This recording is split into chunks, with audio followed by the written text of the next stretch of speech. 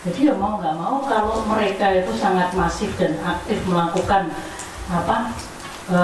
mengkampanyekan ajaran mereka, ya kita lawannya jangan debat dan nyinyir, kita juga harus lawan dengan tindakan yang antitesa dari mereka. Kita harus melakukan mengabarkan kebaikan-kebaikan ajaran leluhur kita tulis, kita kabarkan semasif mereka itu.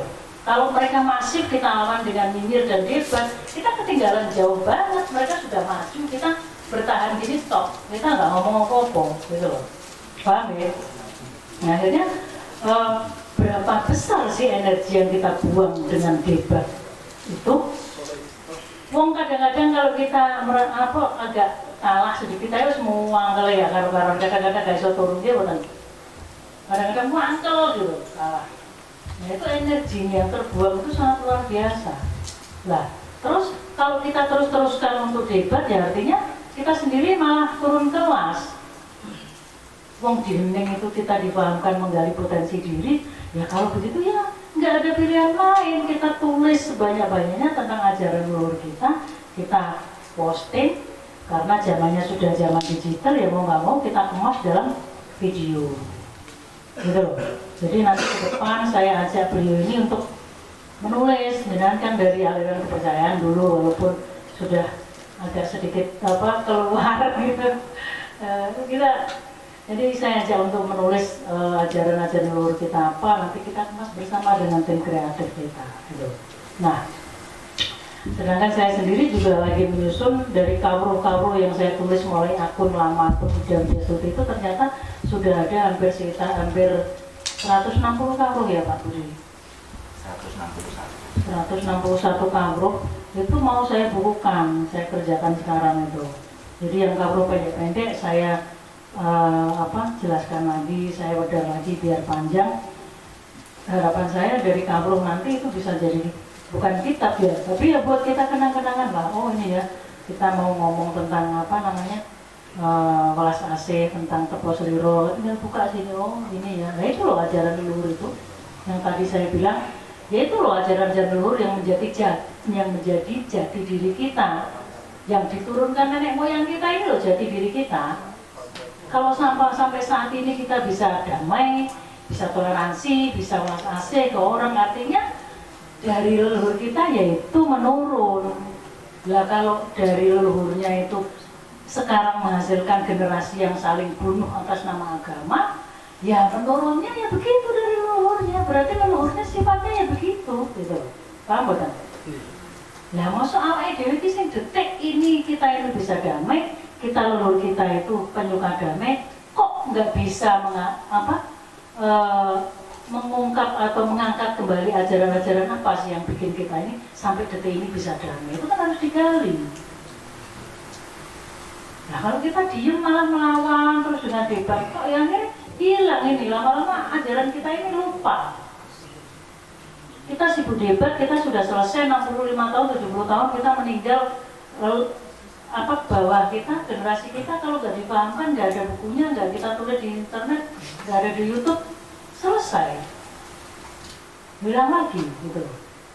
Paham maksudnya di sini? Jadi saya berharap panjenengan ini sudah masuk di wilayah hening. Hening itu adalah suatu kesimpulan. Berulang kali saya katakan hening itu kesimpulan dari panjangnya perjalanan hidup kita. Kalau dalam satu buku, satu kesimpulan itu selalu ditulis di belakang. Di halaman depan ada kata pengantar, ada sampul, ada kata pengantar, ada data isi, ada bab 1, bab 2, bab 3, sampai bab 20 atau bab berapa. Nah kesimpulan itu kan selalu di belakang toh, iya betul? Artinya untuk membuat satu kesimpulan ini dibutuhkan satu perbendaharaan cerita yang banyak, sehingga jadilah satu kesimpulan yang menarik dan berisi. Itulah hening. Kita ini di wilayah kesimpulan, apalagi ketika kita sudah umurnya 40 ke atas. Satu fase spiritual itu pasti akan mengalami titik balik itu ketika kita sudah mulai masuk ke usia 40. Ya lah, 40 yuk. Nek jari ini ke 65 atau 70 tahun, nah berarti 20 tahun lagi. Ya nek rogone kuat. Mau kemana sih setelah ini? Mau nyari apa sih? Apa sih sangguku sing tak go balik? Tanggung jawabku ning ngene Gusti ngopo? Nek arep naik menujunya ini aku dong laporanku ki piye apa yang sudah saya lakukan wis mikir. Tapi nek 40 tahun isi pencilaan ya semoga cepat sadar. Itu ya namanya manusia mesti ada saja kesalahan, tapi kalau kita kembali lagi connect ke alam mesti cepat diselaraskan. Salah cepat balik. Nah itu. Jadi enggak sampai numpuk jadi karma tidak baik di kehidupan yang akan datang. Begitu. Jadi kesimpulan selalu, balik lagi kesimpulan selalu di akhir buku. Kalau kita dari kecil sampai usia sekian terus gak duwe pengalaman hidup blas karena gak tahu ning ndi, gak tahu melakukan ning ndi, gak tahu melakukan kesalahan, ibaratnya mau menang tok, mau hidupnya datar-datar tok, gak pernah dapat ujian yang berat.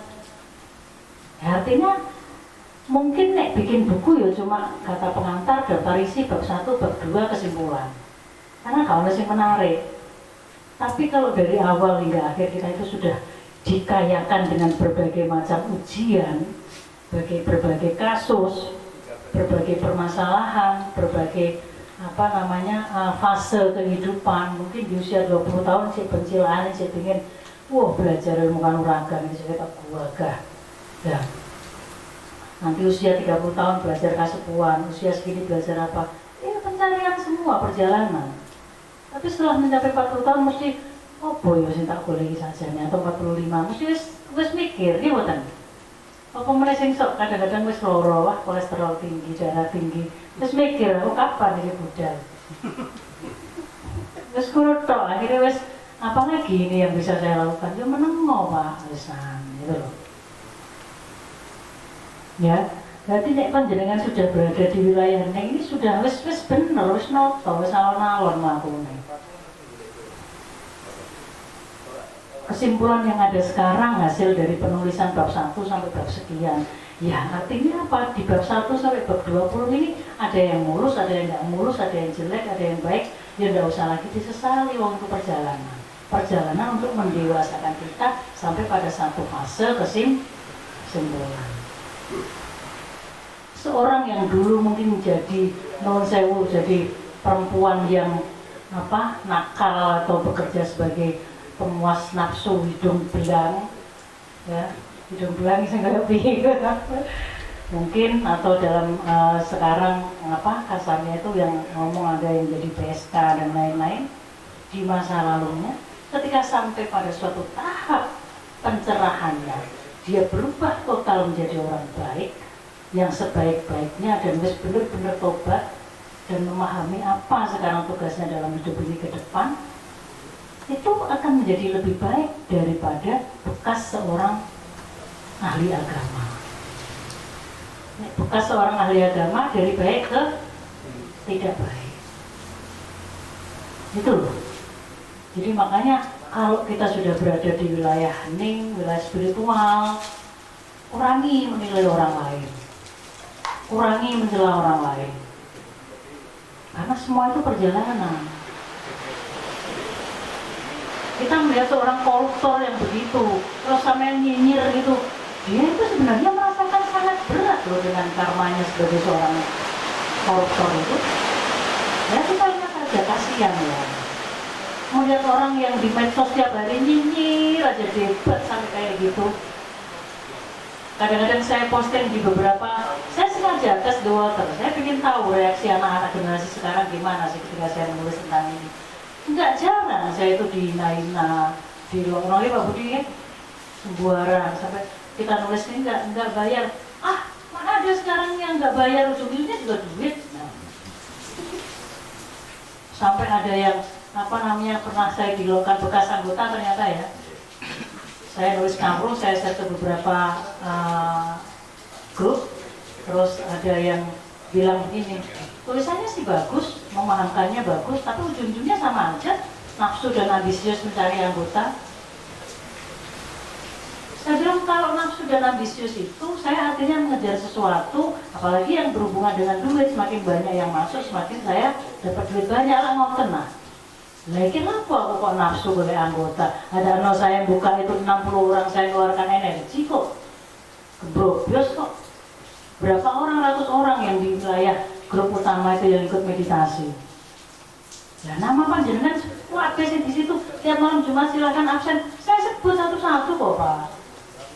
Walaupun yang dapat 300 orang. Oh, grup 1 si A, si B, si B, grup 2 ini. Saya sebut semua. Maka kalau yang tidak pernah kopdar, tidak pernah absen, ya nggak kesebut. Saya sebut satu-satu.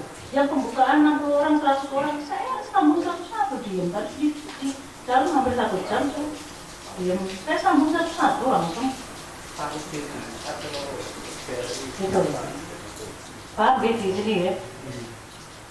Banyak yang menghina, tapi semakin kesini saya makin senyum, nggak marah. Saya justru kasihan. Saya bilang mereka ini sebenarnya seperti orang yang tenggelam dan tangannya itu menggapai-gapai minta ditolong. Itu akhirnya saya pahamkan ke admin-admin. Tugas kita adalah memberi pemahaman, penyadaran semampu kita. Kalau sudah tidak bisa, tinggal. Jangan teruskan debat.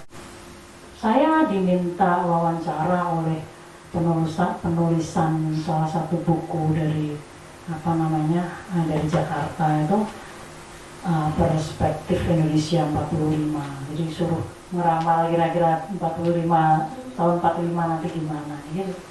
Ya saya bilang seperti itu. Ya bisa terjadi kedua-duanya. Kalau sekarang kita tidak bisa mengelola konflik antar umat beragama dengan baik, bukan nggak mungkin 2045 kita Indonesia selesai, pecah, nggak tahu jadi negara apa. Tapi kalau kita bisa mengelola kerukunan dengan baik, kita bisa menjaga toleransi dengan baik, konflik agama bisa kita minimalisir, ya bukan nggak mungkin 2045 kita jadi negara yang sudah maju dan dewasa dan tidak lagi mempertentangkan wilayah agama dan kepercayaan.